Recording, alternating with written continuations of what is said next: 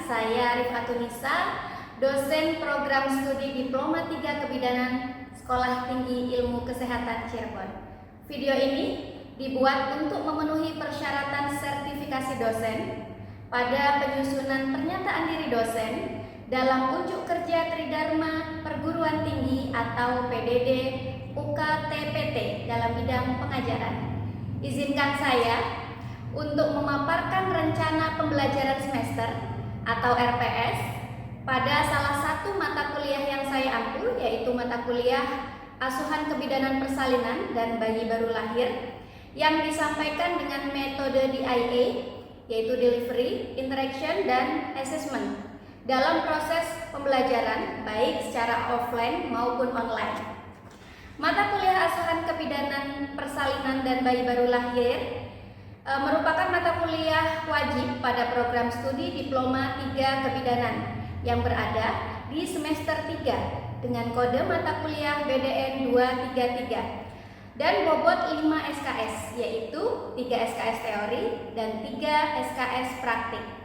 Untuk deskripsi mata kuliah ini merupakan mata kuliah pengembangan dari AIPKIN dan diharapkan setelah menyelesaikan mata kuliah ini mahasiswa akan mampu melakukan role play asuhan kebidanan pada ibu bersalin di pantom atau manekin.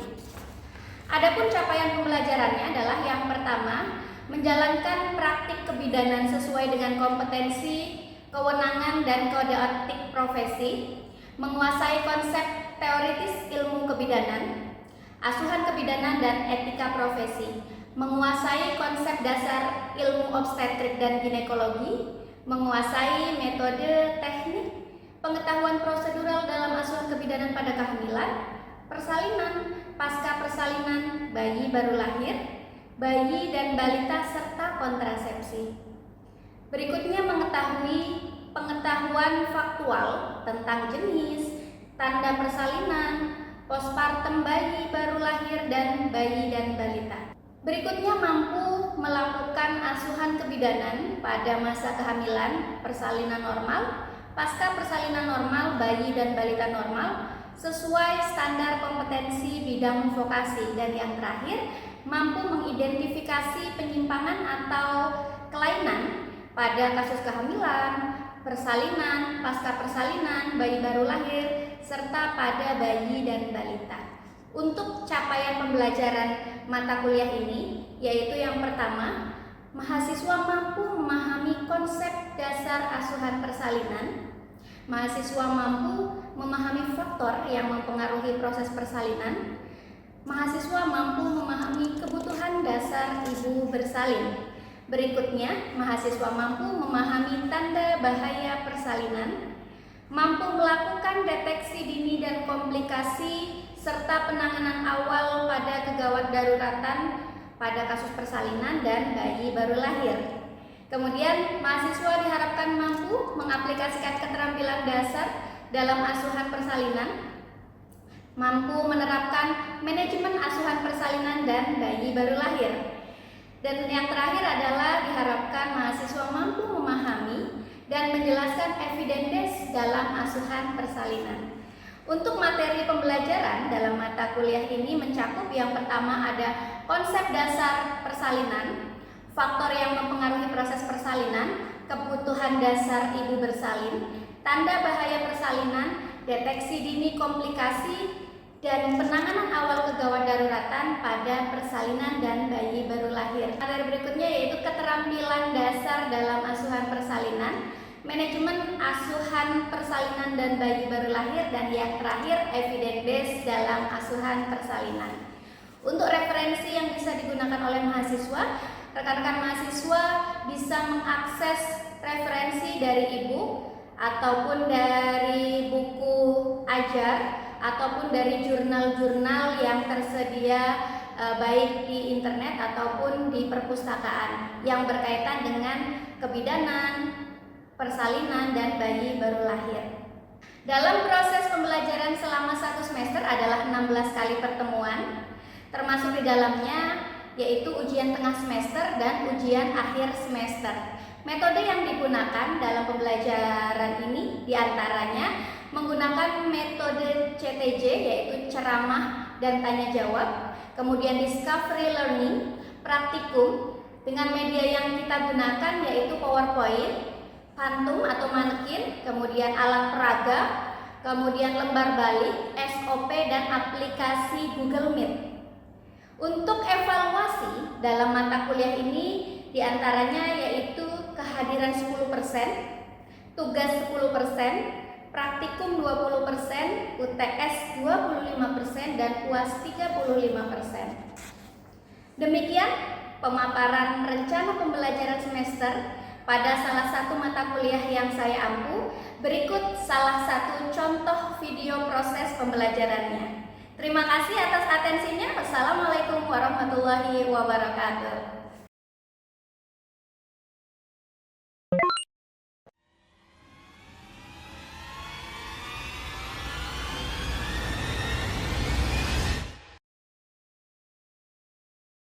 Oke, baik teman-teman, kita mulai perkuliahan pada pagi hari ini ya. Oke, bismillahirrahmanirrahim. Assalamualaikum warahmatullahi wabarakatuh. Waalaikumsalam warahmatullahi wabarakatuh. Ya, selamat pagi, salam sejahtera untuk kita semua. Gimana kabar hari ini? Alhamdulillah baik. Baik ya, sehat semuanya? Sehat. Setelah kemarin libur beberapa hari, ya, jadi sepertinya udah semangat lagi ya, udah tercharger lagi. Kemarin healing kemana? Di Waduh, healingnya di rumah saja. Hemat ya. Gak ada yang jalan-jalan ke puncak bersama ayam? Enggak ya, di rumah aja. Oke, baik, sebelum kita mulai perkuliahan kita pada pagi hari ini, alangkah lebih baiknya kita berdoa terlebih dahulu agar kita dimudahkan dan dilancarkan dalam memahami materi yang akan kita pelajari. Berdoa mulai. Selesai? Oke, sebelum kita ke materi ya, saya absen terlebih dahulu karena ini kelas D3 Kebidanan itu banyak sekali mahasiswanya ya. Oke. Yang pertama Cici, Wulandari, ada ya. Oke. Berikutnya Dita. Ada Dita. Dina. Oke. Dita Resta. Sakit. Oh, sakit ya. Sakit apa? Dita Resta. Oh, demam ya. Sudah tengok belum? Belum. Oke, nanti kita tengok ya, Dita ya. Kemudian Fani Nur. Hadir. Oke. Iit Nurjana. Renita Maula. Hadir. Rita Eka. Hadir. Terakhir Aulia Nadira Putri. Sakit juga? Oke. Oke, ada dua teman kita yang sakit ya. Kita doakan mudah-mudahan dua teman kita segera pulih kembali sehingga bisa berkumpul bersama kita dan mengikuti perkuliahan lagi ya. Oke, baik. Ini adalah pertemuan yang kedua ya. Masih ingat dengan pertemuan sebelumnya? Insyaallah. Materi yang lalu? Masih ingat atau masih lupa? Oke. Pada mata kuliah kita ini ya, mata kuliah asuhan, kebidanan persalinan dan bayi baru lahir ya. Kemarin di pertemuan pertama kita membahas tentang konsep dasar persalinan. Ada yang masih ingat apa itu persalinan? Boleh, apa? Persalinan adalah kontraksi uterus yang menyebabkan dilatasi serviks dan mendorong janin melalui jalan hamil. Oke, betul? Betul. Sepakat ya? Ada lagi? Apa itu persalinan? Ya. Persalinan yaitu proses membuka, mengirisnya serviks dan janin turun ke dalam jalan lahir. Kelahiran merupakan proses di mana janin dan ketuban didorong keluar melalui jalan lahir. Oke. Betul ya, sepakat ya? Ada lagi? Boleh? Satu lagi yang mau menambahkan? Yang lengkapi? Ya. Persalinan adalah proses pengeluaran hasil konsepsi janin dan placenta yang cukup bulan atau dapat hidup di luar kandungan melalui jalan lahir atau melalui jalan lahir dengan bantuan atau tanpa bantuan. Ya, jadi dari ketiga argumentasi teman-teman ya sudah saling melengkapi. Sederhananya apa sih? Simpelnya apa itu persalinan? Proses pengeluaran Baik. janin. Kalau masih di dalam perut namanya janin. Kalau sudah keluar namanya bayi. Apakah yang dikeluarkan hanya janin saja? Tidak. Apa yang dikeluarkan? Plasenta. Ketuban, ya, melalui jalan Lahir. lahir. Apa itu jalan lahir? Vagina. Terus kalau yang keluarnya lewat perut disesat, persalinan bukan? Persalinan. Tapi bukan persalinan pervagina, namanya persalinan seksio-sesaria atau SC. Oke, ya, itu adalah persalinan. Definisi persalinan. Oke. Di dalam persalinan itu ada kala 1, kala 2, kala 3, dan kala 4. Oke, ada yang masih ingat kala 3 itu kapan waktunya? Oke, ya. Kalau tiga itu dimulai sejak lahirnya bayi sampai keluarnya plasenta. Oke, itu adalah waktu kala 3 ya. Jadi dari mulai bayi lahir sampai dengan plasenta lahir atau plasenta keluar. Karena kala 3 itu merupakan atau nama lainnya adalah kala uri atau kala plasenta. Oke. Sekarang apa sih tanda dari pelepasan plasenta? Ada yang masih ingat? Boleh. Itu yang ada tanda-tanda pelepasnya plasenta yang terdiri dari 1 uterus menjadi bunda, Ya. tali pusat bertambah panjang, dan yang terakhir ada terjadi semburan darah secara tiba-tiba. Oke. Ya, jadi ada beberapa tanda pelepasan plasenta, tapi ini bisa muncul salah satu, salah dua, ya biasanya hanya salah satu atau salah dua. Tiga-tiganya bisa muncul semua nggak? Bisa, tapi biasanya jarang terjadi, ya hanya salah satu atau salah duanya saja. Apa yang pertama? Uterusnya globuler. Yang kedua tali pusat bertambah panjang. Yang terakhir adalah ada semburan darah secara Tiba-tiba. ya, jadi itu beberapa yang sudah kita pelajari di pertemuan sebelumnya ya tentang konsep dasar persalinan. Jadi pertemuan pada pagi hari ini kita akan belajar tentang faktor yang mempengaruhi persalinan. Ya, jadi pada pertemuan hari ini harapannya ya capaiannya nanti teman-teman mampu menjelaskan faktor yang mempengaruhi proses persalinan. Ya, dan ini ada beberapa referensi yang teman-teman bisa gunakan. Jadi tidak hanya dapat materi dari saya saja, tapi harapan saya teman-teman juga bisa membaca beberapa buku ya, beberapa referensi, kemudian juga jurnal ya yang terkait dengan persalinan. Ya. Oke. Tadi saya sampaikan bahwa di awal bahwa persalinan itu menyenangkan. Kenapa mindset itu harus kita buat? Karena selama ini ketika teman-teman itu ketemu dengan atau mendengar kata persalinan, apa yang terpikirkan? Takut. Oke. Apa? Kata persalinan? Sakit. Tuh, dua yang ngomong sakit. Apalagi persalinan di otak kalian apa? Kalau ada orang bilang persalinan, kira-kira apa yang terlintas di kepala? Khawatir. Enggak, emang semua yang sakit. Khawatir.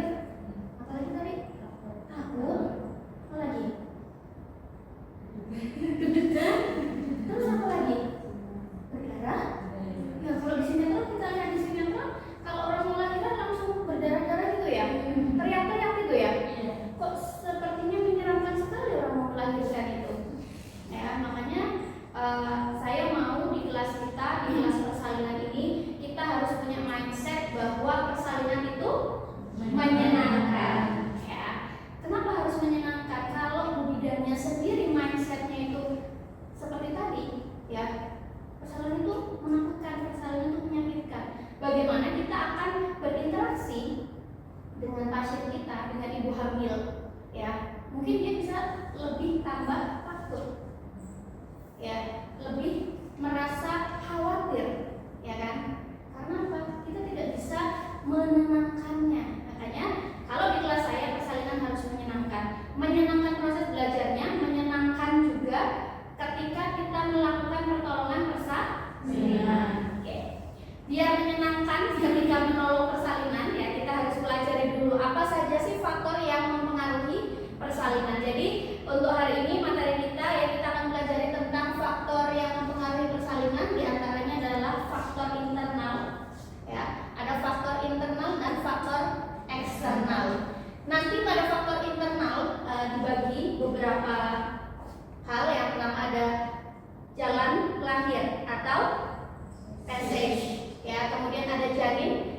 passenger, dan yang terakhir ada kekuatan atau power. Kemudian untuk faktor eksternalnya ada faktor psikis dan faktor penolong. Kita bahas dulu yang internal dulu nih, ada 3 poin, yaitu tadi power, passage, passenger. Kita bahas yang apa dulu? Jalan lahir dulu, ya. Faktor internal yang jalan lahir atau passage, ya. Nanti passage itu dibagi menjadi 2. Ada jalan lahir lunak dan ada jalan lahir keras. Oke, teman-teman bisa lihat ya, di tangan kanan saya ada jalan lahir. Jalan lahir apa ini? Keras. Yang di tangan kiri saya adalah jalan lahir lunak. Apakah karena pantolnya ini keras ini lunak? Tidak ya, mengandung pengertian. Kita bahas yang pertama dulu, yang jalan lahir lunak. Kenapa sih disebut lunak? Karena pasti nggak keras. Oke. Jalan lahir lunak itu terdiri dari beberapa hal. Yang pertama adalah cervix. Mungkin di semester sebelumnya teman-teman sudah belajar tentang apa itu cervix di mata kuliah anatomi. Semua punya cervix? Punya, ya. Mana cervix? Ini dia cervix. Ya. Oke, kelihatan? Ya. Ini adalah cervix atau jalan masuknya ke dalam jalan lahir lunak, ya. Jadi selama masa kehamilan, ya, si cervix ini, cervix kita, ya, itu dalam keadaan untuk hari ini teman-teman belum hamil, maka cervixnya kondisinya menutup. Tapi nanti ketika Anda memasuki fase persalinan, tadi masuk ke kala 1, ya. Fase kala 1 itu adalah proses atau kala pembukaan cervix. Bukanya berapa? Makanya ada istilah bukaan 1, bukaan 2, 3 sampai dengan 10. Itulah proses pembukaan cervix, ya, atau kala 1. Ketika proses persalinan di kala 1, si cervix ini membuka, ya, kemudian menjadi lebih lunak. Tadinya kan keras. Kalau saat ini teman-teman belum hamil, ya, dalam kondisi tidak hamil, maka cervixnya keras dan menutup. Ketika kala 1 proses persalinan, maka si cervixnya pelan-pelan mulai membuka, melunak, ya. Nah, ini namanya adalah dilatasi, ya. Kalau penipisan itu effacement. Nah, kalau pada premi gravida, cervix itu akan mengalami penipisan 50 sampai 60%. Apa itu premi gravida, masih ingat? Apa ya? Wanita sedang hamil. Ada lagi? Premi gravida. Ayo, lupa. Ayo, premi gravida. Premi itu pertama atau 1, gravida. Wanita hamil yang pertama kali. Kemudian ada lagi nanti istilahnya multigravida, gravida multipara, ya. Oke. Nah, berikutnya jalan lahir yang kedua adalah vagina. Semua punya vagina? Oke. Tadi cervix, kemudian kita turun lagi ke vagina, ya kan? Ya, pasti sudah belajar ya anatomi ya dulu ya di semester sebelumnya. Ini dia vagina, panjang ya? Oke. Jadi ketika proses persalinan, ya, vagina itu dia sifatnya elastis, makanya disebut jalan lahir lunak. Dia elastis, dia bisa membuka, ya. Vagina elastis, ya, fungsinya sebagai jalan lahir pada proses persalinan normal atau proses persalinan pervagina. Bu, kalau lahirnya sesar gimana? Berarti dia nggak lewat vagina, dia lewatnya perut, perutnya dibelah sini, ya. Oke, itu yang kedua. Yang ketiga adalah otot rahim. Ya. Otot rahim itu tersusun dari 3 lapis. Ada longitudinal, kemudian melingkar, ya, longitudinal itu memanjang, melingkar dan miring. Kayak gimana itu maksudnya? Ini adalah uterus, oke? Gambar uterus seperti ini. Saya gambar urat-uratnya uterus. Nah, ini ada tuba Fallopi, betul? Ya, gambarnya bagus sekali.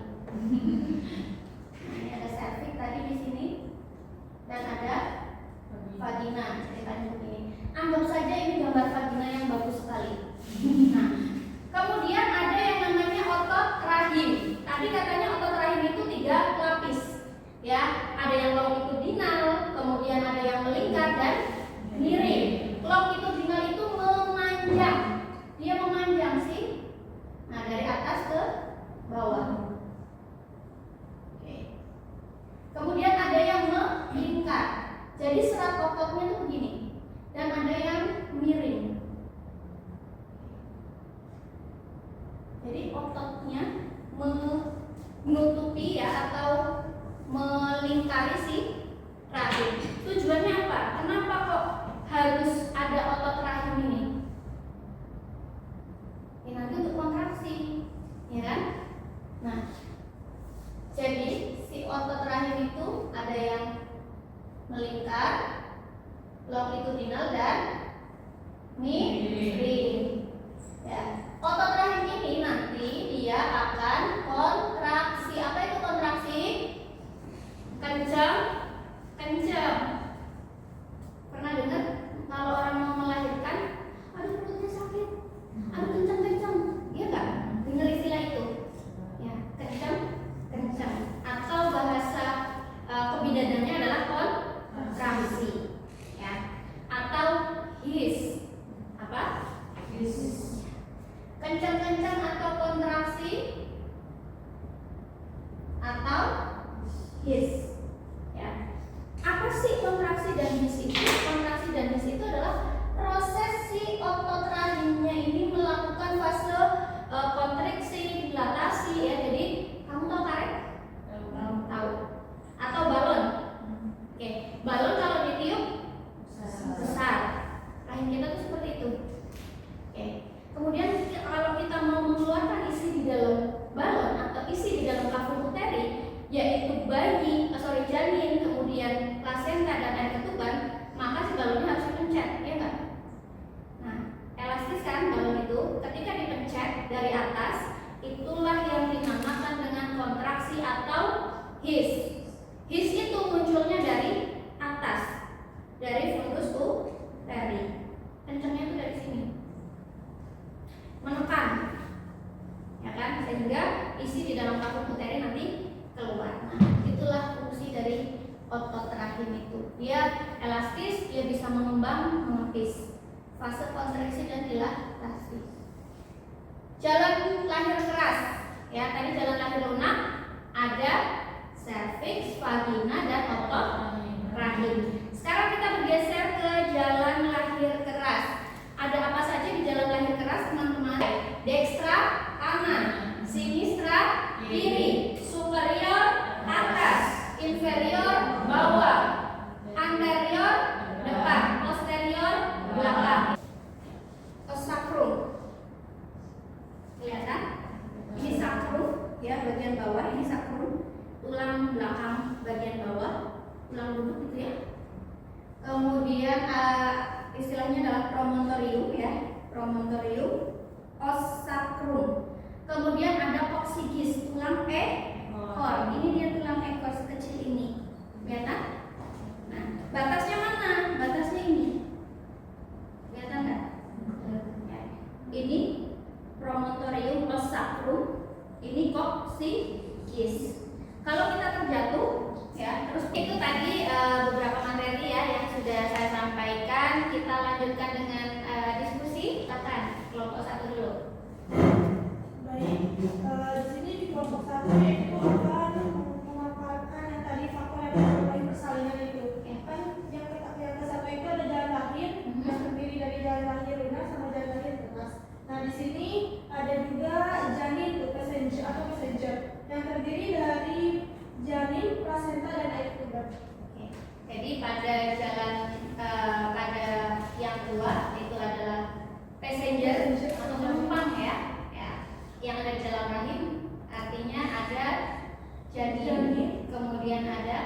air ketuban, dan ada plasenta yang nantinya harus dikeluarkan gitu ya. Oke, terima kasih untuk kelompok 1 ya. Berikutnya kelompok 2, boleh?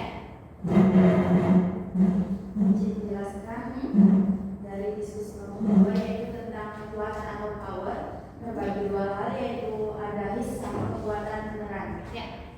Kalau yang pertama his yaitu terjadi secara alamiah atau muncul sendiri. Oke. Dan yang keduanya yaitu kekuatan beneran, yaitu manajemen beneran memberikan pengaruh yang kuat dalam proses persalinan. Selain dari kekuatan itu sendiri, yaitu ada makan yang baik dengan dukungan keluarga agar proses melahirkannya lebih maksimal. Oke, sehingga powernya lebih maksimal gitu ya. Oke, terima kasih kelompok 1 dan kelompok 2. Kita beri aplaus dulu.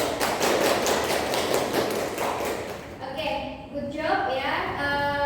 Saya rasa materi hari ini sudah cukup ya. Saya mau ada salah satu perwakilan yang menyimpulkan secara singkat saja. Boleh? Apa sih kesimpulan dari materi yang kita pelajari hari ini? Boleh salah satu? Atau salah dua juga boleh? Boleh. Ya. Oke. Pada materi ini kan itu ya, faktor yang mempengaruhi persalinan itu Betul. ada dua faktor. Yang pertama faktor internal, dan itu faktor eksternal. Untuk Ya. faktor internalnya ada 3. Yang pertama jalan lahir atau passage, Ya. kedua janin passenger, Passenger. Oke. yang ketiga kekuatan atau power. Yes. Untuk faktor eksternalnya yaitu ada 2, psikis dan penolong persalinan. Oke. Ya, jadi itu adalah faktor-faktor yang mempengaruhi persalinan. Skill bidannya juga harus baik juga sehingga